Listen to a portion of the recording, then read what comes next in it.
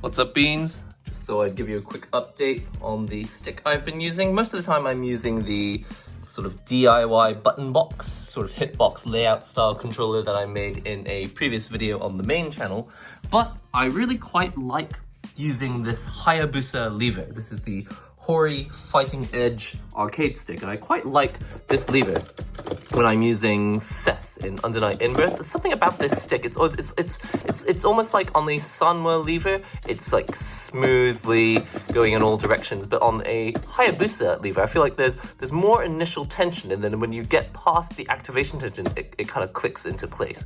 And I don't know if that's actually true, or if I'm just making that up in my head, but it does feel like that. I feel like you like push and it doesn't really move, and then eventually when you push hard enough, it like clicks into place. So I don't know if maybe the word to say is it feels more clicky. Anyway, what I'm trying to say is I quite like this Hayabusa lever on the HORI Fighting Edge. And the only reason I changed these buttons is not because I dislike the Hayabusa buttons on this stick. I actually quite like Hayabusa buttons, but I think they're way too loud, especially on this stick is actually, it's quite hard, and the Hayabusa buttons that were in this stick, they were quite loud. So I decided to put in some gamer finger buttons. I've only got 6 of these sort of screw type buttons left, and these are actually the buckle type buttons. I've only got buckle type buttons left over from all the other projects I've put these buttons into. So these are Speed Silver Cherry MX switches. You can kind of see if I zoom in, these are the gray looking switches by Cherry MX. And because I don't even use these buttons very much, I just figured it's just kind of more fun to have these blue switches because they make a nice satisfying click. You can see these ones don't click. Really nice and silent.